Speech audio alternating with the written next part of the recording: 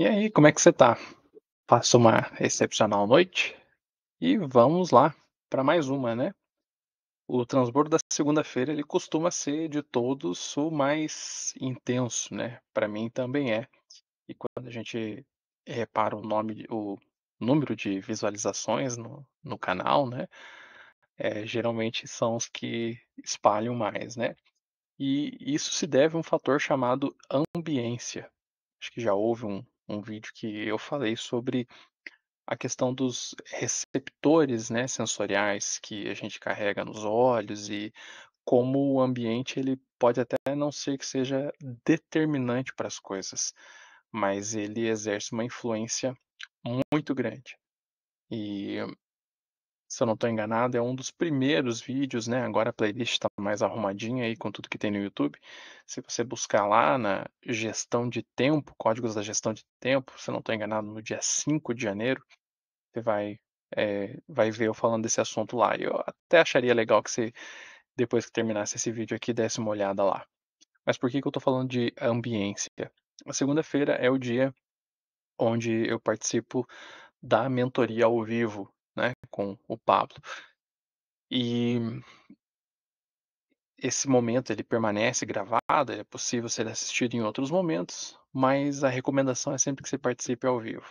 E se você já participou, já teve a experiência de participar de uma live, reassistir depois gravado, ou de alguém que você acompanha, você participar naquele momento ao vivo, assistir depois, você já reparou que a sensação é bem diferente? E não é só porque você está vendo algo que o seu cérebro já entende que acabou, mas é porque sem que você perceba, você está sendo conduzido e carregado pelo fator da ambiência, que é justamente assim, a quantidade de energia que cada pessoa carrega e está emanando naquele momento. Esse é justamente o tipo de papo que, se alguém conversasse comigo há uns meses atrás, eu ia mandar catar coquinho. Porque me parecia um absurdo, um misticismo, e enfim, eu ia ter mais uma dúzia de preconceitos. E mesmo hoje compreendendo isso, ainda não é 100% confortável para mim falar a respeito desse tema, porque eu entendo que muitas pessoas carregam o mesmo tipo de visão que eu carregava. Então, eu sei como isso pode soar, mas não muda o fato de que eu tenho experimentado isso, não só nesse momento específico, mas em diversas outras situações, né. De fato, você começa a desenvolver uma percepção fina, né, de como as coisas estão, como é que as pessoas estão. Então, eh, parece que tem uma camada das pessoas que salta aos olhos quando você começa a se ajustar a determinadas ambiências. E aí você começa a fazer algumas leituras, assim, enquanto você entra no ambiente. Isso tem sido realmente muito louco. Mas a segunda-feira é o dia onde normalmente eu compartilho aquelas coisas que mais me marcaram, né? Aquelas coisas que eu tenho observado que já fazem sentido. E aquelas que eu falo, poxa, isso é novo, eu costumo guardar para poder falar quando eu já estiver experimentando, né, então tem essa dinâmica. Mas de toda forma, segunda-feira é uma coisa bem interessante.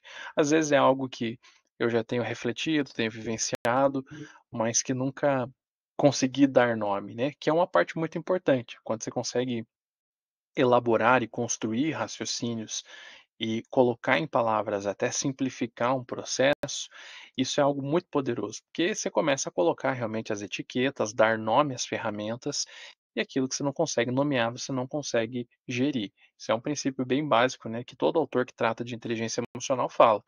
Você só consegue gerir aquilo que você consegue dar nome. Esse é um dos motivos que as pessoas gostam tanto do Cortella, por exemplo, em comparação com outros, que tenha uma proposta parecida, né.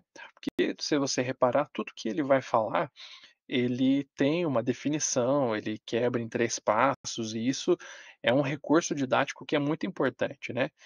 Eh, Pode, em alguns momentos, acabar sendo simplório, mas eu percebo que, na verdade, é até melhor que seja assim, e cada um aprofunde aqueles conceitos na sua própria vivência, do que talvez tentar, eh, cair de cabeça, assim, numa coisa super abstrata e aquilo acabar não ficando, né. E o que eu queria compartilhar hoje diz respeito a, né, ao tema dessa semana, que é a blindagem emocional. E é um tema, assim, que, poxa, chama bastante atenção, né, blindar-se. Existe um dado de que São Paulo, né, é a capital mundial dos carros blindados. E você deve ter uma pista do porquê. Também é a capital mundial dos assaltos. Então, entenda que tudo aquilo que foi construído e projetado pode ser invadido e deve ser blindado. Quando você compreende, por exemplo, o trabalho de um hacker, você percebe que o que ele faz nada mais é do que rastrear fraquezas e encontrar uma porta de acesso. E aí, muitas vezes, né, ele vai fazendo tentativas e tentativas até que ele encontra um acesso. E o caminho para blindar a mente é justamente identificar onde estão esses acessos. E o acesso à sua mente são seus pensamentos. E se você nunca fez isso, eu proponho que você faça esse exercício. Tenta passar um dia inteiro sem reclamar. Se eu não estou enganado, até tem um livro chamado Um Dia Sem Reclamar. Eu recentemente tive aí, dentro da mentoria também, o desafio de passar uma semana sem reclamar e sem dizer nada negativo. E sabe qual que foi a minha experiência? Chega um ponto que você não sabe se você fez ou não, porque aquilo está tão enraizado que muitas vezes é um esforço muito maior você analisar o que disse e tentar determinar se aquilo foi negativo ou não, do que você ter aquele senso. Quando você faz um jejum de um alimento, é fácil, porque, bom, ou você come ou você não come, você ingere ou não ingere. Esse tipo de abstinência, ele costuma ser muito mais complicado, mas ele gera frutos muito interessantes, porque se você percebe que isso é algo que está difícil para você classificar, isso provavelmente deve ser uma pista que você tem que pensar mais a respeito disso. Então, o caminho para a blindagem mental, né, a blindagem das emoções, é justamente os pensamentos. E eu recomendaria que você começasse por si próprio, né? E algo muito útil nesse sentido é você parar de fazer eh, afirmações negativas. Faz sentido isso? Afirmações negativas? Sim, dizer coisas negativas sobre você mesmo, né? Eh, Porque isso destrói a sua blindagem.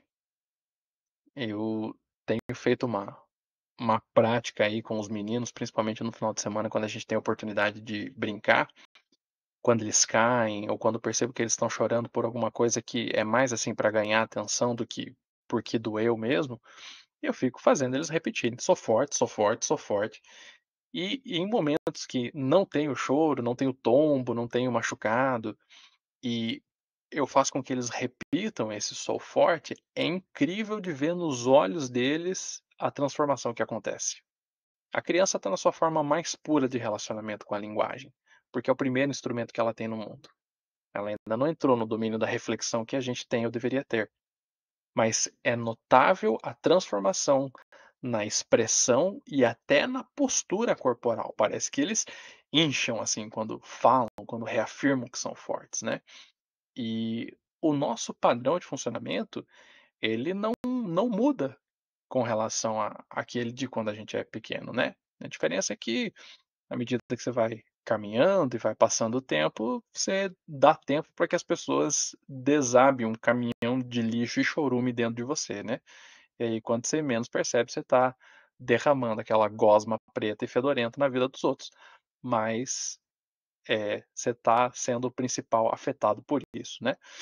E nas crianças, no geral, ainda não deu tempo de fazer isso muito, né, então vale a gente refletir a respeito disso e perceber quantas das coisas que nós estamos, não vou nem dizer transbordando, né, para não estragar a palavra, mas aquilo que nós estamos derramando no caminho não é lixo que outras pessoas derrubaram lá, né. Isso tem tudo a ver com esse processo de blindagem, é justamente por isso que ele é tão necessário, que geralmente aquela voz que fala dentro de nós.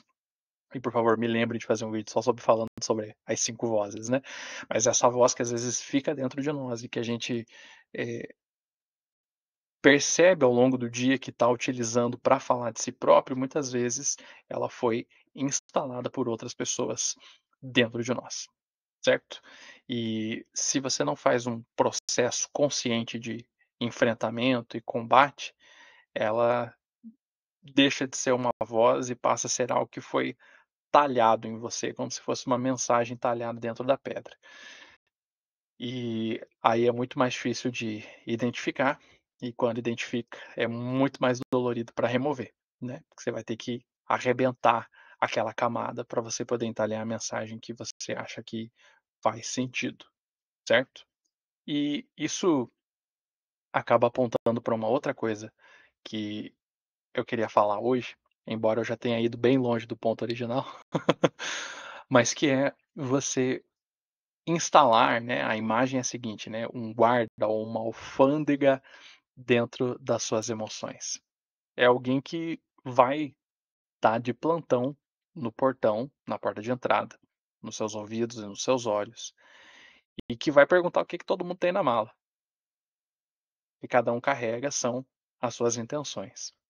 Então você precisa ter isso instalado dentro de você e, sobretudo, nessas portas de entrada, nos ouvidos e nos olhos, naquilo que você está permitindo que entre na sua cabeça, naquilo que você está permitindo registrar e ecoar, porque assim como o som ecoa em um espaço quando tem muita coisa livre, aquilo que você está vendo ecoa demais dentro da sua cabeça se tem espaço livre.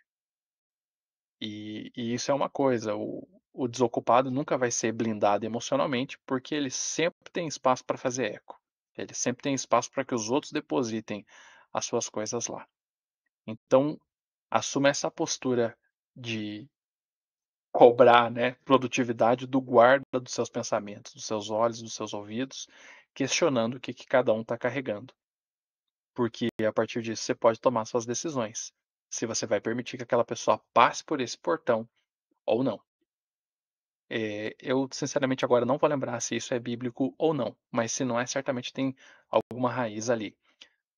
Quando se fala que os olhos são a janela ou a porta da alma, ou algo do tipo, né, faz muito sentido.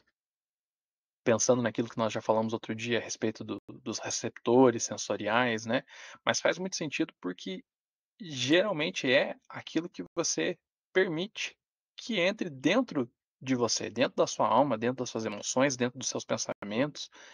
É aquilo que você olha, é aquilo que você observa, é aquilo que você decide permanecer olhando.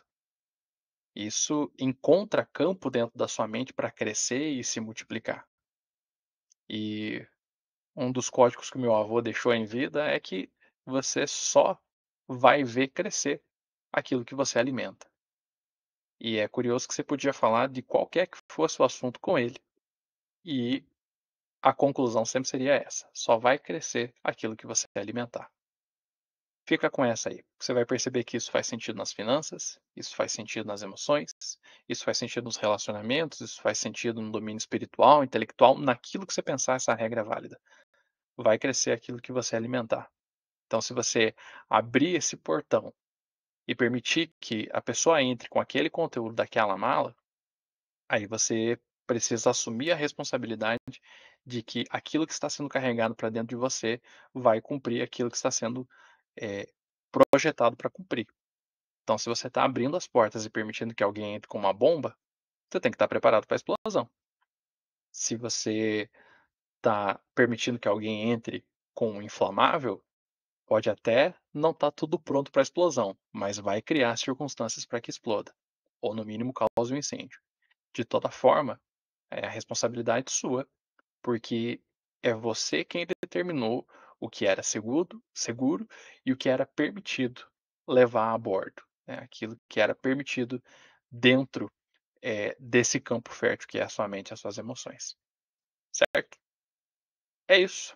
O resto é só eu esperando para o delay alcançar, mas você já sabe que nós estamos juntos até depois do fim.